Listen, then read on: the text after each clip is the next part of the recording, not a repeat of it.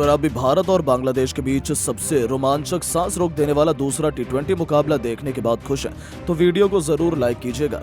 आज के इस रोमांचक मुकाबले के हिला देने वाले हाईलाइट का लाइक टारगेट केवल 100 लाइक का है, तो दोस्तों इस वीडियो को दिल से लाइक करना बिल्कुल न भूलें। दोस्तों, बांग्लादेश के खिलाफ टीम इंडिया को दूसरे टी20 में जब आखिरी 3 गेंदों पर चाहिए थे 18 रन, बल्लेबाजी करते खुद कप्तान सूर्य के साथ ऋषभ पंत आग उगलने को तैयार थे मुस्तफिजुर रहमान। फिर अंतिम ओवर में हुआ ऐसा घमासान, कांप उठा पूरा क्रिकेट जगत। तो आखिर कौन बना इस मैच में अंतिम गेंद पर चैंपियन?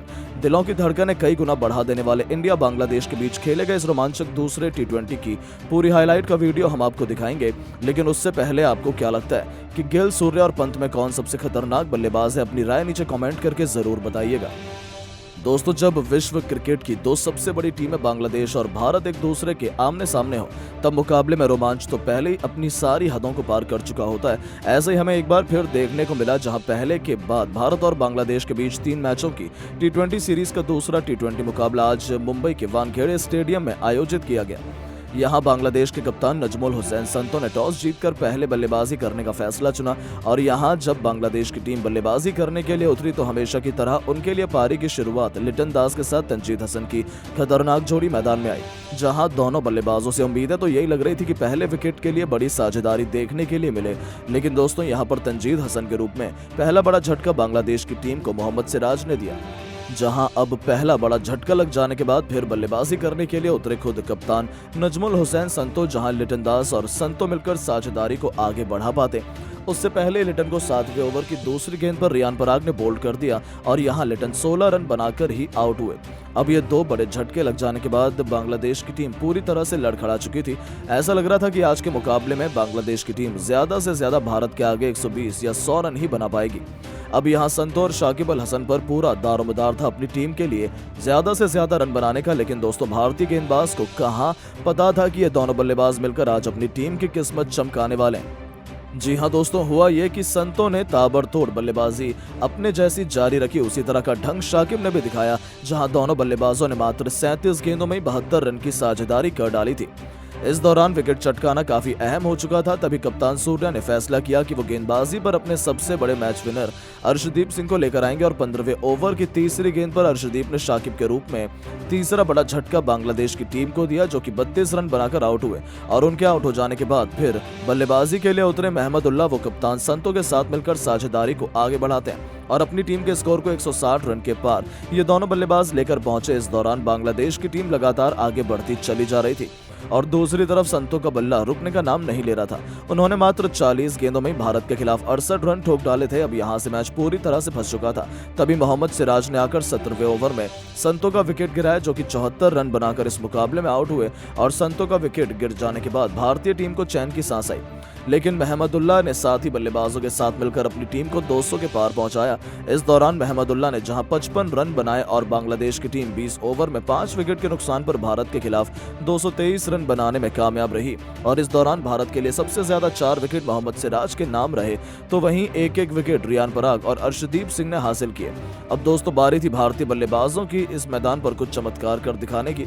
दोस्तों, खराब फॉर्म में चल रहे शुभमन गिल से आज सभी को काफी उम्मीदें थी, लेकिन दोस्तों जब शुभमन गिल और अभिषेक शर्मा ने पारी की शुरुआत की, तो आज अभिषेक शर्मा काफी बड़ी गलती कर बैठे। उनके पास मौका था आज बड़ी पारी खेलकर फॉर्म में वापसी करने का। उन्होंने खतरनाक चौका लगाकर शुरुआत भी शानदार की थी, लेकिन वो गेंदबाज के बिछाए जाल में फंस गए और बड़ा छक्का लगाने के चक्कर में फील्डर को अपना आसान सा कैच दे बैठे। वो इस मैच में केवल 4 गेंद पर 11 रन बनाकर आउट हुए।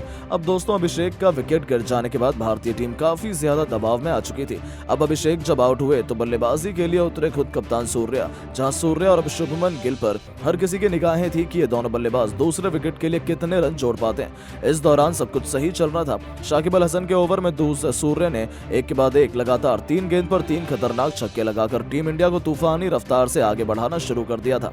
दूसरी तरफ गिल का बल्ला दहाड़ रहा था। 6 ओवर में टीम इंडिया ने 68 रन बनाए, तो देखते ही देखते 8 ओवर में भारतीय पारी 90 रनों के पार खड़ी थी। देखते ही देखते इन दोनों खिलाड़ियों के बीच 100 रनों से अधिक की मजबूत पार्टनरशिप हो चुकी थी। दोनों तरफ से दोनों खिलाड़ी केवल चौके और छक्कों से ही बात कर रहे थे। इसी बीच कप्तान सूर्य ने अपना तूफानी अर्धशतक केवल 30 गेंद में ठोक दिया, जो टीम इंडिया की जीत के लिए बेहद महत्वपूर्ण माना जा रहा था। इन दोनों ने भारत को मैच में मजबूत स्थिति में लाकर खड़ा कर दिया था। लेकिन दोस्तों, शुभमन गिल भी अपनी साझेदारी को ज्यादा देर तक आगे नहीं बढ़ा पाए। और 49 रन बनाकर वो आउट हुए। अब पूरी जिम्मेदारी भारत के दो सबसे खतरनाक बल्लेबाज ऋषभ पंत और सूर्य कुमार यादव के मजबूत कंधों पर आ चुकी थी मैच जिताने की, क्योंकि इनके अलावा कोई और बल्लेबाज भारतीय टीम को जिताने का दम रखता नहीं था। अब दोस्तों यहाँ ऋषभ पंत ने भी आते ही अपने विस्फोटक अंदाज में एक तरफ से बांग्लादेशी गेंदबाजों की बेरहमी से कुटाई करनी शुरू कर दी। दोनों मिलकर साझेदारी को आगे बढ़ाते हुए अंतिम ओवर तक ले जाते हैं, जहां सबसे खास बात तो यह थी कि सूर्य कुमार यादव आज कमाल की लेमन नजर आ रहे थे। उन्हें रोक पाना आज किसी भी गेंदबाज के बस की बात नहीं हो पा रही थी। यहाँ तक कि ऋषभ पंत भी दूसरी तरफ खड़े खड़े केवल उनकी बैटिंग का आनंद उठा रहे थे। उन्होंने सबसे पहले तो मात्र 30 गेंदों में अपना अर्धशतक पूरा किया और अर्धशतक जड़ने के बाद वो अपने शतक की ओर आगे बढ़ चले। इस दौरान अंतिम ओवर तक जब मैच पहुंचा तो भारत को मुकाबला जीतने के लिए 6 गेंदों में 21 रन की दरकार थी। अब स्ट्राइक पर ऋषभ पंत थे। बांग्लादेश की तरफ से अंतिम ओवर लेकर आए थे मुस्तफिजुर रहमान। अब यहाँ पहली गेंद मुस्तफिजुर ने यॉर्कर लेंथ पर डाली, जो कि पंत से पूरी तरह मिस हो गई और कोई रन नहीं मिला। अगली गेंद पर पांड्या ने 2 रन भागे और फिर यहाँ से भारतीय टीम को 4 गेंद में 19 रन की दरकार थी। पंत अभी भी स्ट्राइक पर मौजूद थे और दोस्तों पंत शॉट लगाने की कोशिश तो बहुत कर रहे थे, लेकिन उनके बल्ले पर गेंद टच ही नहीं हो रही थी, जिसके चलते यहाँ बांग्लादेश की टीम पूरी तरह से फुल फॉर्म में थी कि वहीं इस मुकाबले को जीतेंगे।